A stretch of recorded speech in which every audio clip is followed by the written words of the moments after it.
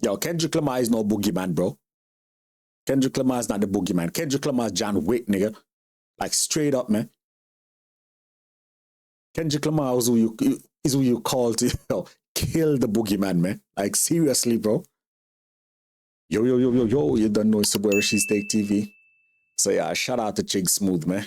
Yeah, I don't know, man. Go check out this channel. You know what I'm saying? So today we're gonna, react to, this message we saw earlier from Drake. You know what I'm saying? He talked about his message about, people are gonna be uneasy about the next chapter that he's gonna unveil. You know what I'm saying? But we're gonna see what's going on with Drake, man, because we're gonna see if he's playing victim again, man. Because this guy, bro, this guy is crazy. Let's get into the video, man. Shout out to y'all for being here, man. Really appreciate it. YouTube, chicks. Get ready. You know what to do, chicks. Salute to Chick Smooth. Hey, Chick Smooth. Appreciate all the coverage that you've been doing. I've been watching your shit for a while. I just subscribed to your shit too, bro. What's up, everybody? It's your boy Brett Fox reporting from the Chicks universe, and today we talking about The Boy. And for those of you who may not be familiar, The Boy is that man, none other than Drizzy Drake. So Drizzy Drake, The Boy, just actually dropped a very, very cryptic message on his Instagram. The message pretty much reads just like this: you know, I grew up non-confrontational and always treated this game as a sport where my pen won gold. But these days, the podium has been hard for all of us to ignore. I understand that this next chapter may leave you feeling uneasy, but I hope you see my honesty as clarity, not charity. That answers some questions, especially about the unanswered texts you've been sending me. Bro, Drake said, I grew up non-confrontational and always treated this game as a sport where my pen won gold. Fam, this guy is a lame, bro. This guy is a lame, man. When has Drake always treated hip-hop or rap as a sport? Non-confrontational. Drake, really? This guy is always out there begging for war. Like, literally, man. This guy looked at Kendrick and said, yo, drop on the bed for the mob and the bro, come on, bro. This guy was telling Kendrick to drop.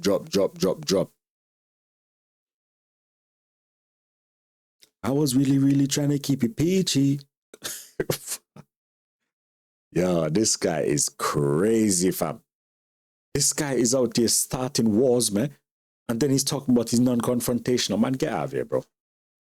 You got exposed, man. You got exposed the fact that you're not even a musician. You got exposed, bro. You got exposed through this entire beef, and even this little bit, since this little Part Next Door album, you got exposed that majority of your albums, you had ghostwriters on. Facts, bro. Because if you were some sort of formidable musician, there's no way you would have put out Some Sexy Songs for You with Part Next Door as an album and think that is actual your penmanship as, one of the goats. Well, to be honest, man, I never even seen Drake as a goat, man. Drake is lame, bro. But yeah, man, I don't see how this guy's going to be talking about that non-confrontational when he's out there begging people for war, man. Now, that message can mean a lot of things, but what people are really gravitating to and grabbing onto, per se, is that first line. You knew I grew up non-confrontational. Like, a lot of people are like, is he actually trying to act as if he's the victim in the situation between him and Kendrick? I know. Why would we jump directly to that Kendrick situation? But let's be serious. This is the main topic of discussion whenever Drake's name is brought up in the media today. Even when they talked about him, the FIFA president and the Fox 5 host news, they talked about Drake and the Kendrick beef. That's just what it is. This man performed a diss song at the Super Bowl. This beef is not going away anytime soon. And whenever Drake's name is mentioned, accordingly, you kind of have to mention Kendrick as well. So that's why we're all jumping to conclusions and thinking like, hey, I wonder if that first line is about Kendrick. And if it is, a lot of people are giving him a lot of flack for it, saying, bro, you literally begged Kendrick to drop. Like, literally. Your song said drop. Then your friends were also taunting Kendrick to drop as well. So, like, how dare you go back and try to act like the victim? And, it kind of goes to the sentiment of what a lot of people are saying, that, like, Drake be acting like a Karen sometimes. And I'm not going to say I agree with that or anything like that. I'm just saying what people be saying sometimes, right? But I'm gonna give Drake the benefit of the doubt on this one, just because I don't really think he would be dumb enough to actually put that as the first line and actually be referencing Kendrick. Knowing Drake, he's very, very cryptic whenever is talking about situations. He could literally be talking about anybody, and he puts things out there for the person specifically to know he's talking about them. Drake is very infamous for that. So this might be one of those things as well, where Drake is sending a message directly to somebody and only that person is able to decipher what this thing actually is. Now, another thing that he says in this message that has a lot of people going is the next chapter thing. So if some of y'all remember a while back ago, Ak was talking about the next chapter, how there's an album coming, blase, blase. So a lot of people are wondering if this is Drake saying that he has an album coming, and if he is going to be dropping another album coming very, very soon, despite just dropping an album 2 weeks ago, Party Next Door. However, there have been some other very, very interesting theories on this as well. So I'm looking at a Drake tweet, a tweet from a Drake fan, and the tweet pretty much says he's talking about people like Ye begging for attention and the other ops who want to still leech off Drake's name while spewing moronic vile and slandering him daily. This next chapter about to be honesty, no filters, and a lot of y'all terminally online cornballs will be distraught. Now, bro, that's cap. That's cap, fam. You're talking about, yo, it's gonna be honesty, no filter, and a lot of y'all gonna be terminal online combos be distraught. Man, shut up, lad. Whoever you are, honesty survivor to you, shut up, lad. You get what I'm saying? We're talking about, fam, about honesty and stuff. What kind of honesty you talking about? This little ninja Drake ain't got no honest bone in his body, fam. You get me? Always out here crying victim and crying wolf, man. Get out of here, bro. He can't even be honest with himself, fam. You get me? Can't even be honest with himself, bro. Especially all this stuff going on WAC 100, man. You really have to think about what the amount of information and all these things that people in industry must have on this guy, bro. You get me? Never mind the ammunition that K-Dot got against this guy, fam. You get me? Because K-Dot allude that, yo, he has mad information on this guy throughout the beef, man. I know a lot of shit about ninjas that make Gunna want to look like a saint. That alone tells you that Kendrick has shit on this guy like nobody's business, fam. And also during the Super Bowl, it actually got exposed that Kendrick Lamar actually has information on Drake being involved with XXXTentacion's death. You get what I'm saying? There's been K-Dot apparently has receipts that implicates this guy. You get what I'm saying? So we talk about, yo, this next chapter about to be honest, no filter. Man, shut up, lad. But honesty, no filter. What are you talking about, fam? Shut up, lad. You come act like you think that Drake is some kind of messiah or something, man, bro, get out of here. Because even if this next chapter is Drake dropping an album, yeah, what does that? What exactly is he saying to his other OVO affiliates? You know, like Part Next Door and all his little minions, bro. Clearly, he's telling them guys, bro, listen, you guys ain't even good enough to you're not good enough to be on the level I'm on. You get what I'm saying? That's pretty much exactly what he's saying, especially with SSS for you. That album didn't do nothing, bro.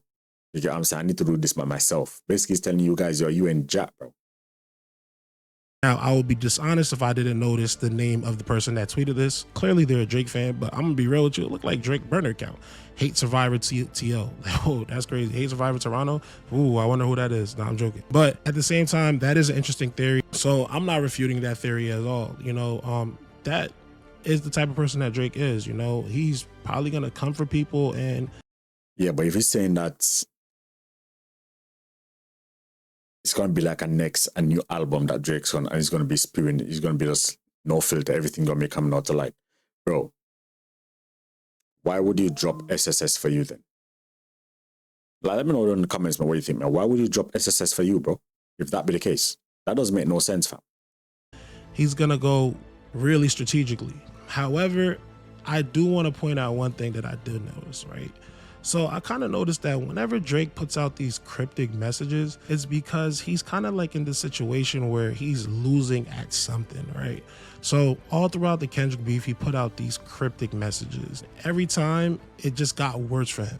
And I feel like these cryptic messages, in my opinion, seem, and it's hard not to seem, but they seem like a coping mechanism, right? It's like, it looks like Drake is just trying to convince the public that he's very strategic in everything that he does and that he's not worried about any of the opposition's move. And I feel like these cryptic messages are kind of like a cloak and dagger for him to make it seem as though he has everything under control, when in reality, that could not be further from the truth. Why do I say that? Because the whole reason why he might have put out this cryptic message is because he just lost the #1 spot on the Billboard 200.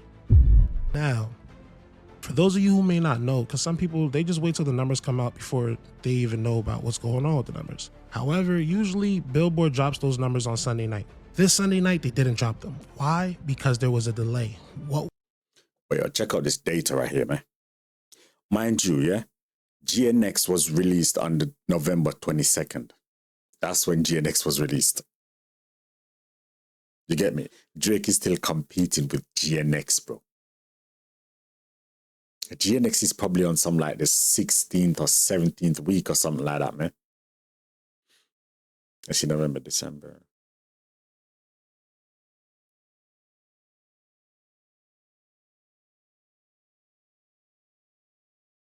Yeah, man. GNX is like on some 16th, 17th week, man. And the songs in GNX are actually still on #1, bro. There's like three songs in the top 10 Billboard that are off GNX.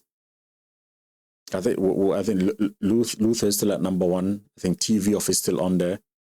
And I'm sure there's another one. Is it Whacked Up Murals? There's another one that's still on the Billboard top 10 as well. Bro, that's mad. But look at these numbers, man. Bro, look at these numbers, fam.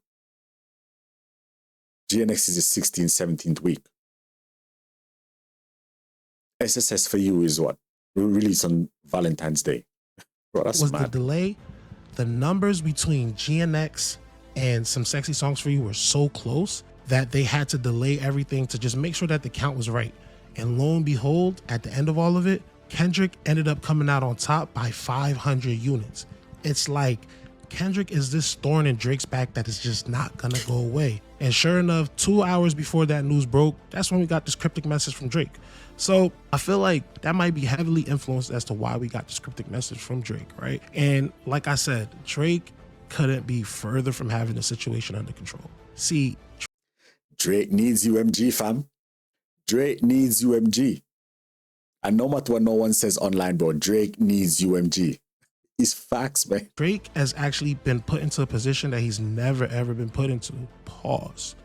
Why do I say this? Because Kendrick not only has a #1 album in the land this week, but he also has a #1 song, Luther. And he also has a #3 song, Not Like Us, a song where he's calling Drake a PDF file. Then he also has the #4 song, TV Off.